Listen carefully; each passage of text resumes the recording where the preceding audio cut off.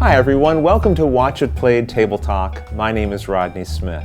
In this weekly segment, I propose a gaming-related discussion, share my initial thoughts on it, and then invite your responses through written replies and videos that I compile into next week's segment, Table Talk Back. In this way, we all have a chance to participate. So this time around, I want to talk about attending gaming conventions, what you can expect, share some of my tips, but more importantly, I want to collect your ideas and thoughts on how best to enjoy a gaming convention experience. Now, to be clear, I haven't been to a ton of gaming conventions, but I have been to Gen Con twice, and I figure if you survive that convention, you probably bring with you a little bit of knowledge that's worth sharing. And so it's from the perspective of Gen Con that I'm going to be talking for the most part. You won't run into all of these different situations in smaller conventions, but I think some of the principles will still apply. First of all, most conventions have some form of pre-registration. Not only does this allow the event organizers to recuperate some of their expenses up front, but perhaps more importantly, it allows them to determine approximately how many attendees they can expect. This will allow them to rent the appropriate size space, ensure they have enough staff on hand, book off enough hotel rooms, and so on. It allows them to run hopefully a more financially responsible convention. Perhaps more importantly, to you, there may be a limit on how many people can attend the convention. So if you want to ensure there's a space for you, you'll want to go onto the convention website and register in advance. Gen Con is typically held in August, but pre-registration starts as early as the preceding January. And when you register, you'll be able to get one of these badges. Now, this can be mailed to you directly if you live in the United States, or you may have to pick it up at the will call desk at the start of the convention. The will call desk is basically a series of desks with people staffed there that's running pretty much 24/7, as well as several hours in advance of the convention, I think almost a full 24 hours. So you can show up early, get your badge, and know that as soon as the convention officially opens, you'll be all set to go. Now, you don't have to necessarily have bought a badge in advance of the convention. This is large enough that you can show up unannounced and get a badge and then gain entrance. But there are a few advantages to pre-registering. First of all, it's cheaper to do so. But more importantly, it's going to help you gain access to those hotels that open up early. Because although you may not need that badge in advance, you're probably going to want to know where you'll be sleeping. Gen Con is a large enough convention that they work with the city of Indianapolis to coordinate the booking of rooms. So you typically will not be able to book a room for the Gen Con timeframe without going through the Gen Con website, unless you're willing to pay a much higher cost or you have some other insider method, which I'm unaware of. So it's usually just a few days after pre-registration starts that they will then, after you pre-register, provide you with a booking code, a hotel or accommodations booking code. You'll then be able to use this on a specific day to then book your rooms during the time of the convention. And if you're not ready to book that room the moment they make that live on their website, odds are good you're going to be sleeping on a park bench. Now, you may think I'm exaggerating, but just to give you a sense of it, this year, despite working with Jamie and Chris of the Secret Cabal Gaming podcast, and all three of us sitting at our own separate computers perched ready to go the second the site went live, none of us were able to book hotel rooms within walking distance for the full length of the convention. Now, that's a key point. If you're willing to take a shuttle in every day, if you have a vehicle you can drive, then it's a little easier to get a hotel room. But even those, all of those rooms booked up within 24 hours. Now, because I'm coming from away, being within walking distance is pretty important, especially since I'm carting back and forth, recording equipment and that sort of thing. Thankfully, good friend of mine and friend of the show, Keith Collins, some of you may know him as Major Malfunction, he had a little extra space in his room and he was able to get me some space there, and the Secret Cabal guys found some room as well. So it all worked out in the end, but you just have to know, getting accommodations is a big challenge when you're going to Gen Con. Now, if you do find yourself without a roof over your head, there are a couple of things you could try. First of all, just don't sleep. I've seen people at the convention who have hotel rooms try to do this. I don't really advise it though. What I would suggest is, as long as you don't mind bunking with somebody else, go to Board Game Geek and post there that you're looking for someone to room with at the convention. You know, maybe let people know you're clean, you don't take up a lot of space, and hey, if you're splitting the cost of accommodations, that means everyone has a little bit more money to spend on games. Now, that's a sales pitch I know I can get behind. Now, despite all of this emphasis on a hotel room, I would argue that if you're doing Gen Con right, or any convention, you're going to spend very little time in that room. But it's still important. First and foremost, For sleep, yes, you need to get your sleep. There's a few reasons. First of all, you don't want to be wasted by day 2 of the convention. Not only is your stamina going to be drained if you don't get good sleep, you're going to just find your enjoyment and your ability to enjoy the experiences of the con significantly diminished. And very likely the people around you are going to find it diminished as well. So I would recommend at the very least force yourself to get 4 hours of sleep a night. And do your best to build up your sleep bank before you go to the convention. So 4 hours of sleep and building up your sleep. So far, the last 2 Gen Cons that I've attended, I have failed to follow either pieces of that advice. But you really, really should. Your room is also your fortress. This is where you get to store all of your acquisitions. So if you make a few purchases during the day, it's nice to be able to walk back to your room, drop them off so you don't have to carry them around all the time. Also, you're sometimes just going to want to have a moment to yourself. Last year at Gen Con, after the doors opened, I think I stayed in the main dealer hall for an hour, and then just walked back to my room, checked a few emails, got a little bit of a breather. Gen Con can be a little bit of a madhouse at first. It's very overwhelming, so that just allowed me to sort of recharge, clear my head, and then head back into the fray. It's also a private place to come back and hang out with your friends, maybe play a couple of games, share your experiences from the day, away from all the noise and the craziness. Last year I got to stay with my friends from the Secret Cabal Gaming podcast, and we had a really great time. It was an excellent bonding experience, and more than a few stories came out of it. Eating is also very important. Now at Gen Con, there's lots of restaurants within walking distance. Also, there's several street vendors set up right in front of the main hall. So finding food is not usually the challenge. The challenge is making the time for it, especially if you're like me. I enjoy a good meal, but during convention hours, I want to be in the convention hall. So my recommendation is to pack a few snacks, some granola bars, a bottle of water or 2, and have them in a backpack. Now, I really recommend don't bring a big, bulky backpack. That's going to annoy you and other people as well because you're going to be bumping into people.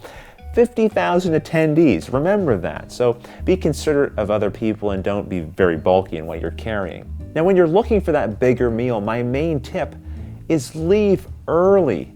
Don't go for lunch at 12 o'clock. All the restaurants are going to be full. Even the street vendors. I remember waiting an hour for a simple hot dog and a drink.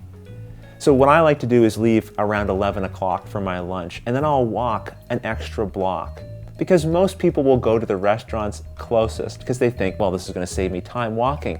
But if you walk a little longer, you're going to find restaurants that are completely empty, you'll get served, and you'll be out of there much longer than the person who went to the nearby location and then waited for an hour just to get a table. Another thing to consider are specific events being run at your convention. At Gen Con around, I think it's April or May, I think it's May.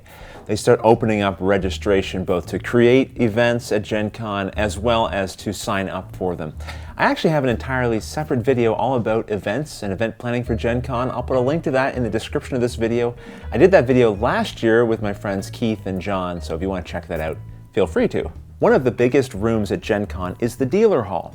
This is a large space set up for publishers to have their booths where they can sell games, demo games, and just generally have a presence there. Now, over the course of the 4 days of Gen Con, I will do my best to visit every publisher's booth, get to talk to them a little bit, maybe network some, try out their games, and that sort of thing. But the reality is, when those doors first open and thousands of gamers come streaming in, there's a lot of energy there, and it's very easy to get sort of swept away by it all. So what I like to do is have a bit of a plan, especially for that first day. I will take the Gen Con dealer hall map, which they provide well in advance of the convention. I'll read through it and then find those publishers that maybe I'm the most interested in visiting first. As an attendee, there may be certain games that you're looking to pick up. There may be some promotional items that are limited. So this is a great way to ensure that you kind of have a map and the quickest route to get to each of those booths that you want to grab those coveted items. Now, starting with the second day, what I'll usually try to do is start in one corner of the dealer hall and then just go up and down, snaking my way through all of the different aisles and trying to spend a reasonable amount of time with each publisher that I can. The reality is, doing that, you're still hard pressed to cover the entire dealer hall in the 4 days. There's just so much there to see. One of the coolest things about going to a convention, especially the larger ones like Gen Con, is that you might have an opportunity to meet not just the publishers, but sometimes the specific designers, the creative minds behind these games that we love and enjoy. I know my first year I met Matt and Ben, the designers of Fleet. I had a great time getting to know them, and we actually sat down and played, well, a totally different game, not designed by them at all. We just enjoyed each other's company as fellow gamers, and I walked away from that experience albeit knowing I won't get to see them except probably once a year at Gen Con, but feeling like I'd made a couple of new gamer friends, and that's pretty special. And so you may have an opportunity to meet one of your favorite designers as well. But I think one of the things I walked away from that first year at Gen Con with a greater appreciation of was just how many demands are on these people's time. You think about the expense that we have when we go to Gen Con, a flight maybe, and a hotel room, and our meals, and so on. These people have all those expenses, as well as they have to ship all of the games that they're bringing, as well as all the games they're going to be shipping back that don't sell. They have meetings going on constantly. Many of these people are waking up very early in the morning and going to bed very early in the morning. And they have to do this for 4 days straight and still keep a very upbeat and positive attitude because, of course, they're trying to give every person the same positive experience with their game as possible. So I think it's important to recognize that and not take advantage of that. Everyone I met at Gen Con, I have to say, was extremely nice, very friendly. There's maybe one person I can think of in the entire 2 years Gen Con experiences I've had who maybe was a little gruff in their attitude. But honestly, thinking back on it now, I can appreciate that. 4 days of being on your feet, constantly on the go, many demands all at the same time. Perhaps you have staff you're trying to manage as well. Maybe something you were waiting on didn't get shipped to you properly. Can you imagine the stress someone's under? So I have a better appreciation now of, if you're at a booth and you're talking to somebody and you get the sense that, look, they're trying to move along to the next person, I guess what I'd suggest is don't take offense to that. Just recognize they have a lot of different things that they're trying to manage. And I believe they truly are thankful for the time that you want to give them. They just can't possibly give everyone all of the time that they would like to be able to give them. And let me say, if you see me wandering the halls at Gen Con, oftentimes with a glazed look on my face, something like this maybe, just trying to take in all the wonders of Gen Con, I have basically no pressures on my time. So I always appreciate when someone wants to stop and say hello. I'll tell you why, really. I spend the majority of my time alone here in my basement shooting these videos. Yes, my kids join me sometimes, but I get to see them all the time. So my connection to the larger gaming community outside of my local game group is for the most part virtual, through Facebook, Twitter, and on the channel, of course. And it surprises me how many truly meaningful relationships have sprung out of just that. But when I go to a convention, although there's lots of other gamers around me, there's still, this is mainly 50,000 strangers. So when someone stops me and wants to say hello, probably because they've seen Watch It Played, it gives us an immediate connection, something that I can feel like I know you a little bit. And it's fun to be able to stop in kind of all that sea of excitement and just have a moment to geek out about the games we tried out, little gems we found. And I consider it, this is going to sound a bit dorky, I consider it a privilege because I have an opportunity then to thank you face to face for being a part of the show, watching it, and hopefully enjoying it and supporting it. So that's a real treat for me. Another consideration is whether or not you need to bring games with you to a convention. Now, I don't think there's a right or wrong answer to this. It's probably situational. If you're going to a local convention and taking your own vehicle, well, it's very easy to transport games back and forth. But I'm going to be flying to Gen Con, so I have very limited and valuable space in my suitcases for the games that I want to purchase and bring back with me. So I likely won't bring too much with me in the way of games. And also, many conventions have a gaming library, a place you can go with a large collection of games that you can borrow for free and then play within that gaming library space. Often there's tables and chairs for you to sit at as well. Also, at a convention where you might be buying games, I think the temptation to play those new ones you've picked up is going to be pretty overwhelming. Now, I mentioned suitcases earlier, and that reminds me of a fantastic tip if you're flying to the convention. Pack your suitcase inside of another suitcase. Crazy? No, it's not crazy. I'll tell you why. You got your one suitcase, it's got all your clothes in it and your toothbrushes. Well, not one, you're bringing one toothbrush. But anyway, so you pack all of that. You might have some room in that suitcase for a couple games that you purchase. But if you're like me, you know that you're probably going to see a couple things that you might pick up and end up not having enough room in your one suitcase. So you bring a second empty suitcase. Well, many times airlines will charge you a fee for each suitcase that you bring. So by packing your suitcase inside of your suitcase, you only get dinged that fee on the way home, not on the way there. So I heard that tip from someone, I can't remember who it was, I'd love to give them credit, but it's a good one. One thing you do want to bring, I mentioned toothbrushes, and that kind of does bring up another point.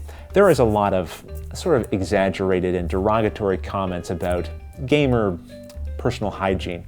Probably some of it is warranted, and I figure anyone who has trouble with this isn't going to, solve it by watching this video. But it is something to mention. It's a good idea. You're going to be there for 4 days at a convention in very close proximity to other people. One thing you should probably budget into your day is time to shower each day and maybe freshen up a little bit in the middle of the day. Again, it's not going to affect you probably. Most of us can't smell our own unique aromas. But for the people around us, it's something worth considering. Okay, well, I think that's a pretty good start. Plus, Andrea just brought down some delicious looking and rather colorful cake for me to try. So that's what I'm going to do now. And I'm going to leave it to you. Maybe you have some ideas or some lessons that you've learned that you can share with us. Put them in the comments below this video, or shoot a quick 2 to 3 minute video yourself and then send me the link to that. I'll compile a sampling of this feedback and then share it with you guys in next week's episode of Table Talk Back, and that way we can dive into the conversation a little more deeply. But until the next episode, thanks for watching.